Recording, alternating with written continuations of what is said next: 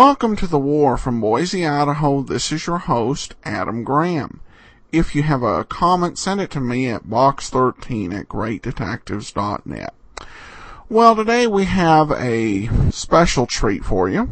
Today's episode is fictional, but it could very well have actually happened that way. The writer was associated with naval fiction, though definitely from another era. However, C.S. Forester, famous for the Horatio Hornblower series, wrote The Ship, a realistic novel of Navy combat in World War II that was so realistic that it was chosen as a selection for Words at War.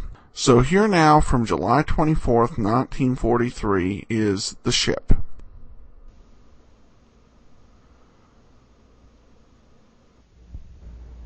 Words at War presents The Ship.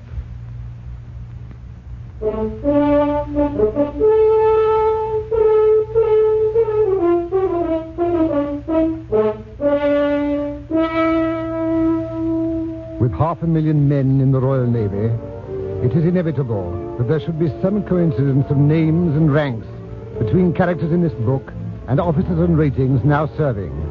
That is so inevitable that the author has made no attempt to avoid any such coincidence. All he can do is to assure the reader that he has attempted neither portrait nor caricature of any living person.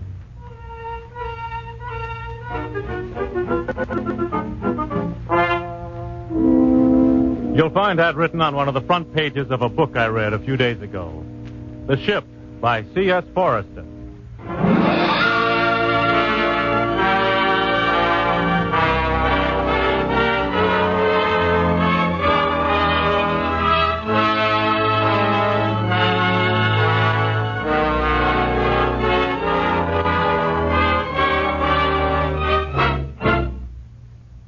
Words at War. The National Broadcasting Company, in cooperation with the Council on Books in Wartime, brings you another in its series of radio adaptations of great books of this war. Each week at this time, we bring you selected dramatic episodes from some of the most stirring of our war-inspired literature. Tonight's story, The Ship, by C.S. Forester, eminent English author of Captain Horatio Hornblower and other fine books. Adapted for radio by Edmund Burnbrier.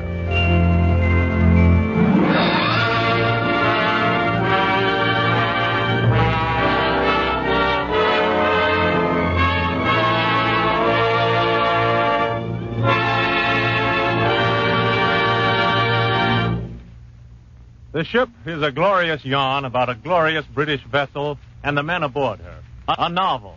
Yet as you read it, you feel you're reading fact. It's tough, authentic, gripping, this yarn. I read it and I was excited. I hope you will be, too.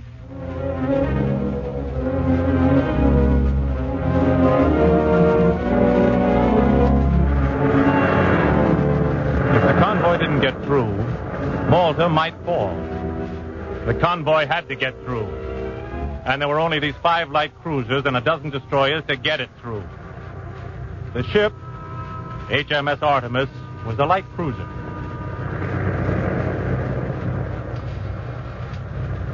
Masthead, smoke in the starboard bow, green 19. Masthead, smoke in the starboard bow, green 19. Some men would have been uncomfortable in the crow's nest. Not so ordinary seaman Harold Quimsby, whose idea of happiness was a full belly and nothing particular to do. Thanks to many hours of practice, Quimsby was able to watch the whole horizon forward of the beam without allowing any of his automatic movements to break into his inner thoughts. He was thinking now of his first sea voyage, back in the almost unbelievably distant days of 1939. He'd been up in the crow's nest then, too, he remembered, when his binoculars picked up a dot on the distant surface, and he'd rung down to the bridge with excitement and seasickness. There's something over on the left. Where are you speaking from? Headmaster. I mean the masthead, sir. Then that's what you say first, so that we know down here. And you don't say over on the left, do you? What do you say? On the port bow, sir. That's right. But it's better to give a bearing. What does your bearing indicator read? 21, sir. How do you say it? I've forgotten, sir. Port is red and starboard is green. Remember that port wine is red, and then you won't forget. And the 21 isn't plain enough, is it? No, sir. Yes, sir. Now, let's have your report. Remember to say where you're speaking from first. Masthead, sir. Object in sight. Red 21. Very good, Grimsby, but you must say it twice over. You remember being told that. If the guns are firing, we might not hear you the first time. Yes, sir. Aye, sir. He'd been a very green hand at that time, this ordinary seaman, Harold Quimsby. He felt uncomfortable all over again as he remembered it. Now he looked attentively at the horizon, blinked, and looked again with his hand on the buzzer of the voice tube. Bridge. Masthead, smoke in the starboard bow, green 19. Masthead, smoke in the starboard bow, green 19. Most of the brains of the HMS Artemis were now on the bridge. Captain and torpedo officer, navigating lieutenant, an officer of the watch, and chief yeoman. They stood there unprotected even from the weather. Nothing over their heads and less than shoulder high around them. Only the thin plating to keep out the seas when the ship was taking green water over her bows. Death could strike anywhere on that bridge. But then death could strike anywhere in the whole ship, for the plating of which she was constructed was hardly thicker than paper. Even a machine gun bullet could penetrate it if it struck square. The ship was an eggshell, armed with sledgehammers. Masthead reports smoke. Green 19, sir. Very good. Chief Yeoman, signal that to the flagship. The captain, replying to his secretary, Paymaster Sub-Lieutenant James Jerningham, and giving the order to his chief yeoman. So, that's that. Just 3 words. Spoken quietly to himself by Captain the Honorable Miles Ernest Thornton Harrington York, a man of far fewer words than name. However, the economy of his speech belied the torrent of thought that went roaring through his brilliant mind at the first report. The Italian fleet is out in full force. Difficult to tell how many seaworthy battleships they have after Toronto and Matapan. We'll know now. See them with our own eyes, see them all, because Italians never venture out except in fullest possible force. So, that's that. He twisted on his stool and looked round him over the bulging sea.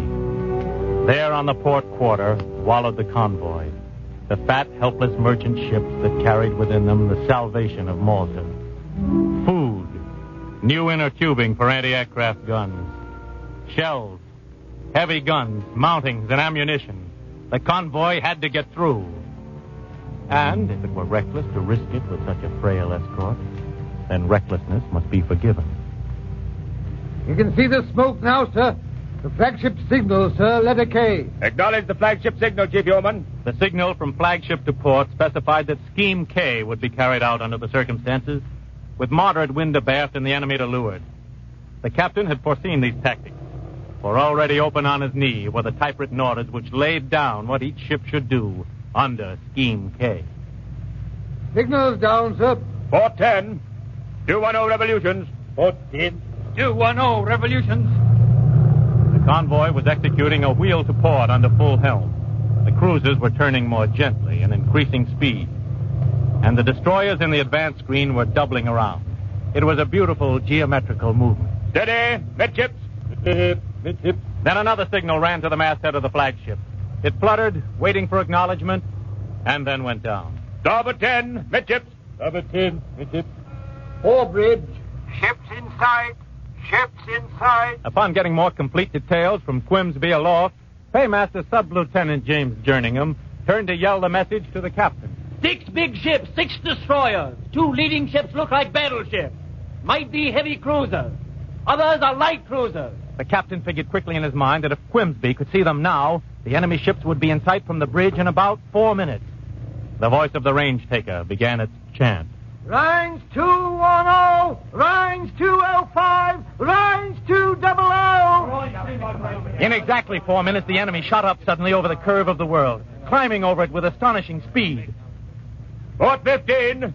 Revolutions for 27 knots. Port 15. Revolutions for 27 knots.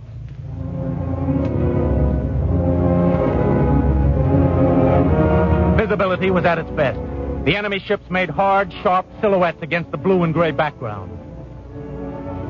Paymaster Sub-Lieutenant James Jerningham knew himself to be a coward. But some time ago he made up his mind to be a coward lacking in nothing. He spent hours in his cabin carefully studying the pictured profiles of hostile ships. Study carried out in a mood of desperation, of despair. And he had a photographic memory which enabled him to recall the very pages on which he had seen those profiles, even the very print beneath them. The two leading ships are heavy cruisers, Bolzano, sir. 9,000 tons, 8 8-inch guns, 32 knots. You're sure? Aren't they? No, sir. And the last 3 cruisers look like bandoneres. I don't know about the first one, though, sir. She's like nothing we've been told about. I suppose she's the new one, Cadorna, and the intelligence people didn't get her profile right. I expect you're right. I think I am, sir. Out of 500 who started as naval cadets, only one man ever reached the lofty rank of a captain RN. Only a few grades lower than God. That's the thought Jerningham had at that particular moment. It was followed by another that saved him from some of his bitter feeling of inferiority. He, Jerningham, could spot ships better than his captain. It did not mean he respected the captain less, admired him less. He would have admired him even more if he could have read the captain's cool, unflurried mind. Out there, 6 of the best the Italians have. The Vice Admiral's flag on the leader. A Centini, perhaps. A Progetti. The big 8 inches nearly on range now. Probably open fire at any moment. Our 6s couldn't put a shell within 3,000 yards of them now.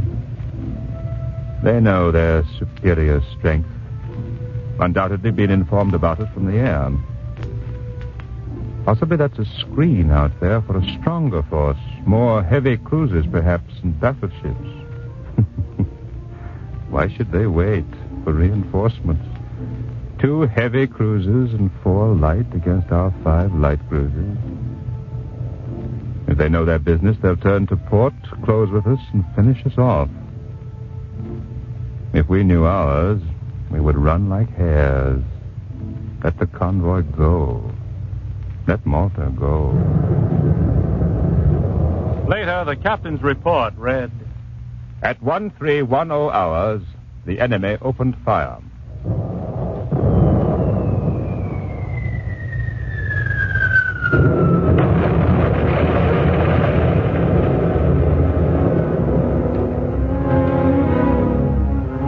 It might be worth someone's while to try to analyze why the column of water thrown up by an 8-inch shell should be so beautiful. It possesses a faint yellow tinge, meaning it's of the high explosive type, and it's really a charming sight against sky and sea. They're beautiful to watch as long as they miss, and these powerful, all-destructive 8 inches were all distinct misses, showing that the gunnery control instruments in the Italian ship were not lined up as accurately as they should be. Now the British flagship was leading round to the enemy. That was the way to deal with them. If they won't come out and fight, go in and fight them.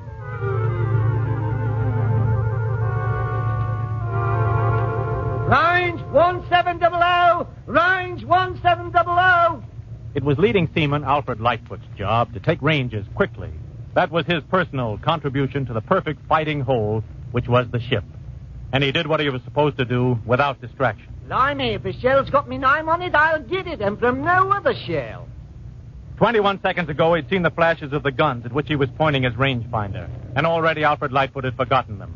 During those 21 seconds, those 8-inch shells had been hurtling towards the HMS Artemis, hurtling through the air at a speed of more than a mile in 2 seconds. Their path was curved, reaching far up into the upper atmosphere, higher than the highest Alps, into the freezing stratosphere before plunging downward towards their target.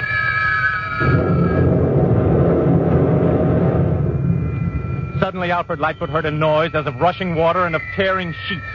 And then the field of his rangefinder was blotted out in an immense upheaval of water as the nearest shell of the broadside pitched close beside the starboard bow of the Artemis. 20 tons of yellowed water came tumbling on board, deluging the upper works, flooding over Lightfoot's rangefinder. Range, hop, steward! Blimey! Instantly, training and professional pride mastered him, and he deftly twirled the screws and brought the enemy into focus once again. Lines 1900. It was then that Paymaster Sub-Lieutenant James Jerningham saw the Italian ships turn away, and he gravely noted the time upon the pad in his lap. Later, the captain's report read, The enemy withdrew. Was it a surprise to you they're running away like that? No, sir. Not very much. It may just be a trick to get us away from the convoy. Then their planes would have a chance. But I don't think so. No, sir? Something bigger than cruisers out today, I fancy. They might be trying to lead us into a trap. Starboard 15. Resume previous We're course. staying between the Itais and the convoy. And every minute brings us nearer to Malta. Jerningham at that point said, yes, sir. He was frantically searching about in his mind for some contribution to make to this conversation other than yes, sir, or no, sir. Wanting to appear bright, he said, Night is coming. Yes. The Itais are losing time. The most valuable asset they have, and they're squandering it. The commonest mistake to make in war is to think that because a certain course seems to you to be the best for the enemy, that is the course he will take. He may not think it best, or there may be some reason against it which you don't know about. That's true, sir. this was the longest speech ever heard from the captain. And the next commonest mistake is to give unnecessary orders. Whipple up there. Ordinary Seaman Whipple was now climbing the difficult ladder to the crow's nest to relieve Quimsby. Whipple up there will keep a sharp lookout without my telling him. He knows what he's there for. Jerningham gaped at him, wordless now in spite of his efforts to appear bright. This was an aspect of the captain's character which he'd never seen before. This courteous gentleman with his smiling common sense and his insight into character. When Whipple took over from Quimsby, aloft, And that thing in the front of the line is the flagship. Give my regards to the Admiral when you get your commission. Go on, take your rest. 5 minutes later, there was no kidding around. Forebridge. Masthead, more smoke visible on the port bow, beyond the enemy cruisers. Red 3-8. Masthead, more smoke visible. Masthead, that lot of new smoke is closing us. Sign bearing. No. Red 3-9. Masthead, battleship in sight. 2 battleships and a navy cruiser heading a little abaft of our bearing as the other ships are turning now astern of them. The behavior of the ship's company was most satisfactory. Another phase of the captain's report. Not 1 man in 10 in Artemis could see what was going on. In the captain's opinion, distorted news was dangerous. Go down and tell the ship about the situation. Aye, sir. Jerningham's mind was feverishly turning over words and phrases as he descended the ladder. He didn't have time to assemble any, but on the other hand, he didn't have time in those few seconds to become self-conscious, nor had his weakness time to reassert itself. I've a message for the ship from the captain. The petty officer beside the loudspeaker hanging on the bulkhead switched on and piped shrilly. The sound of his call audible in every part of the ship.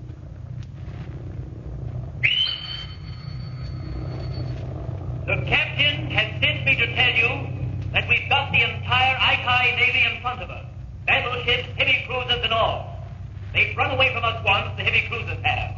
Now we're going to see if the battleships will run too. 3 hours of daylight left, and the convoy's got to reach Malta.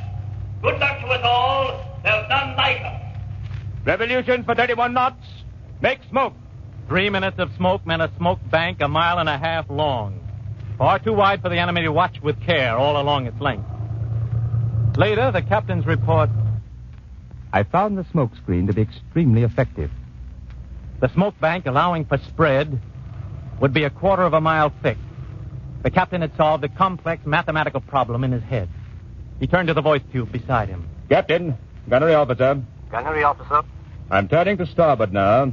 It will take us 2 minutes and 10 seconds approximately to go through the smoke.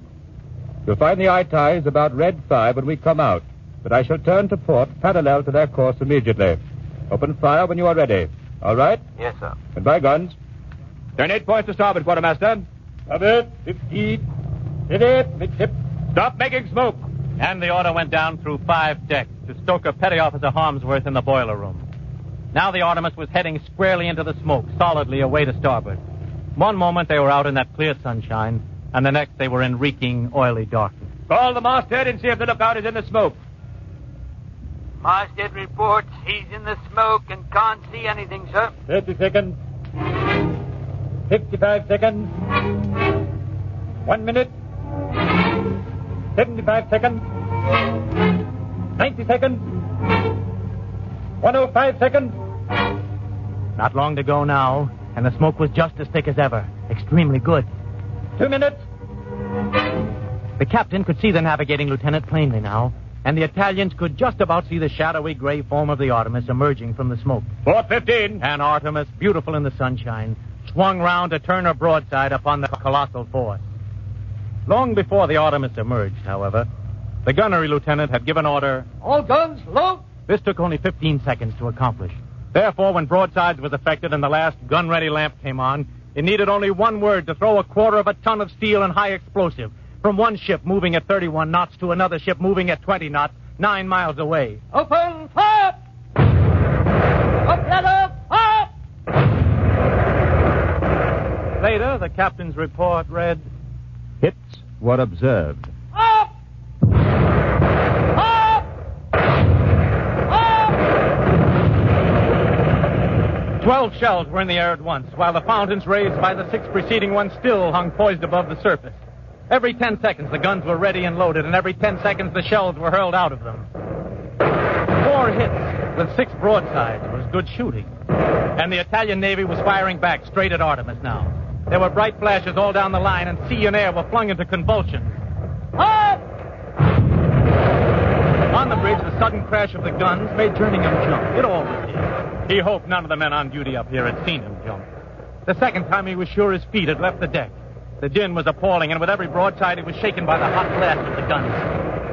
The captain gave an order to the navigating lieutenant, and soon HMS Artemis heeled and turned abruptly away from the enemy and back into the comforting smoke and darkness and silence. Captain, gunner there. Gunnery up, sir. We shall be opening fire again in 2 minutes. And Artemis was already heeling over on the turn as she plunged back into the smoke screen to seek out her enemies once more. 1 minute. Every man of the ship knew that the better he did his work now, the better would be his chance of life. 5 seconds. 2 minutes. Guns ready! Open fire! Up, ladder, up! And the above turret roared its tons of steel again toward the eye tide. Artemis was shooting superbly. The captain could see that with his own eyes as he turned his binoculars upon the Italian flagship. The enemy salvos were creeping closer. It was nearly time to retire again. A mile away, another British ship, HMS Hera, had emerged from the smoke screen, spitting fire from all her turrets. With Hera out of the screen and the other cruisers beginning to show beyond her, it was for Artemis to withdraw and leave the Italians to their weary task of getting the range on these new elusive targets. 4:10. And Artemis plunged back into the protecting smoke. Then it happened.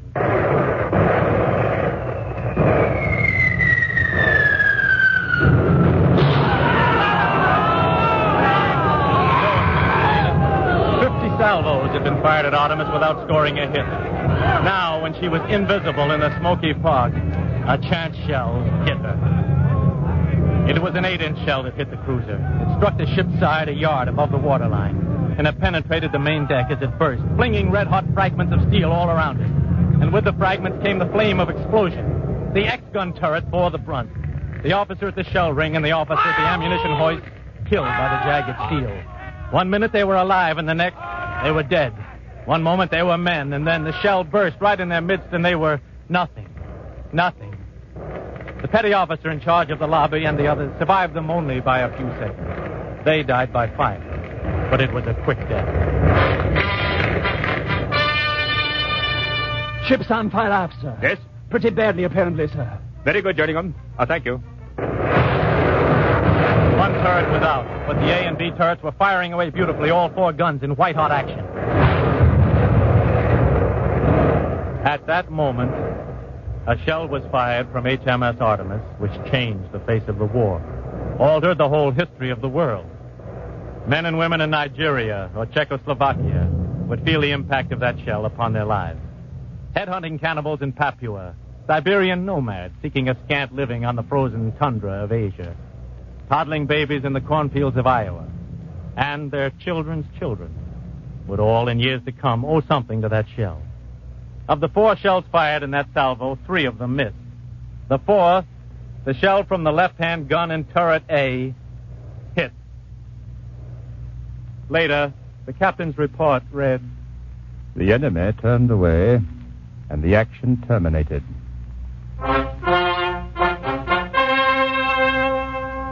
That shell hadn't done any particular damage when it hit the Italian Majesty's battleship Legnano, but the dual Italian-German command of Seine, Capitan Circe Helmuth von Boudicca and Vice Admiral Gasparo Gaetano Nocentini, were hesitating about what to do with the pesky little British ships. And they were arguing, politely of course, on points of strategy. Also, they were suspicious of one another, and, well, you know how it is with the Italians and the Germans. The main thing is that when that historical 6-inch shell struck full upon their B turret and burst against the 12-inch steel, it became the deciding factor that tipped down the scale and swayed the balance of von Boudicca's and Nocentini's hesitating minds. The enemy turned away, and the action terminated. The enemy's out of range, sir. Thank you, Guns. I believe I saw a torpedo hit on the second ship while you were speaking, sir. Thank you. Congratulations, sir. Thank you, Jerningham. There was only the faintest glow to be seen of the fire that had raged minutes before. And a few more minutes with the hose would extinguish even that.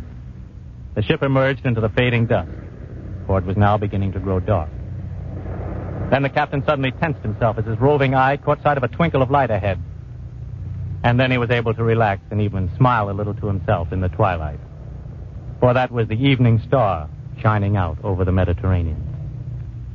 All hands darken ship. Second degree of readiness.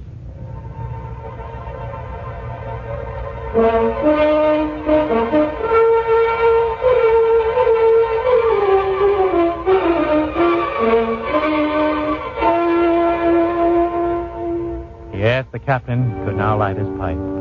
Could now, inwardly only perhaps, relax.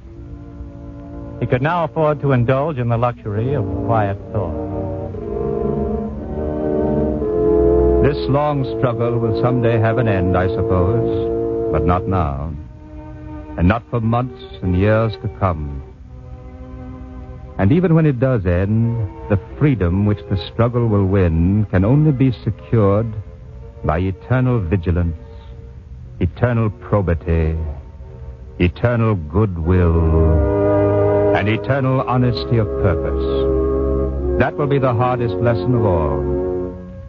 Peace will be a severer test of mankind than war. Perhaps mankind will pass that test when the time comes. As for me, when that time comes, I will fight to the last, die in the last ditch, before I will compromise in the slightest with the blind or secret enemies of freedom and justice.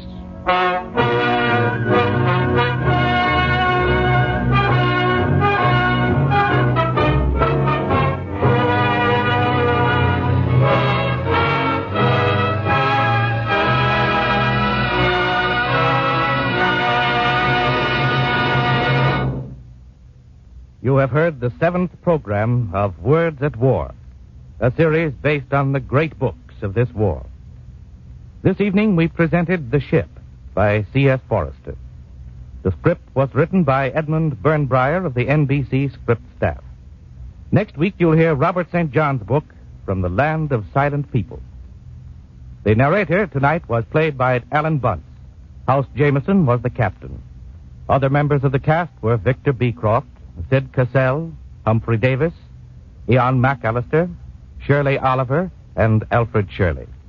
The original music was written and conducted by Frank Black. The production was under the direction of Joseph Losey.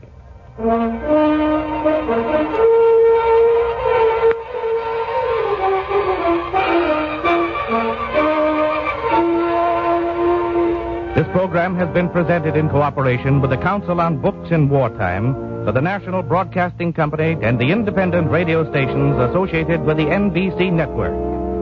This program came to you from New York. This is the National Broadcasting Company.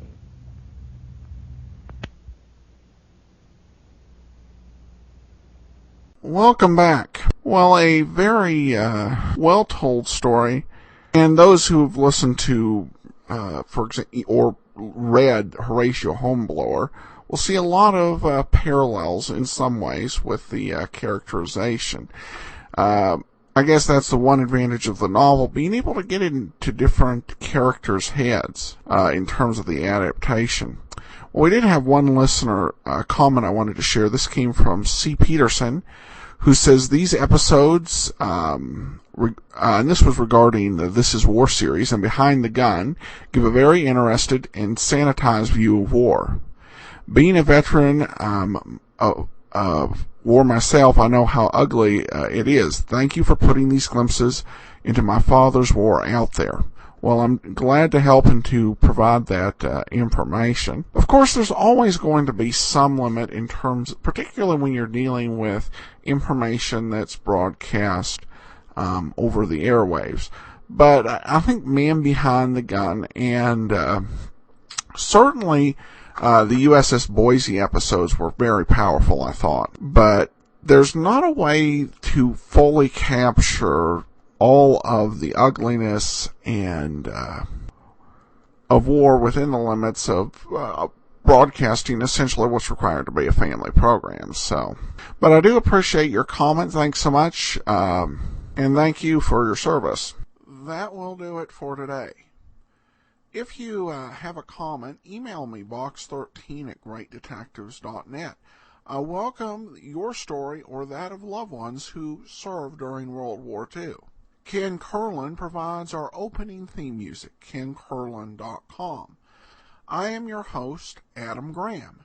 This series is provided as a service of the Great Detectives of Old Time Radio, GreatDetectives.net.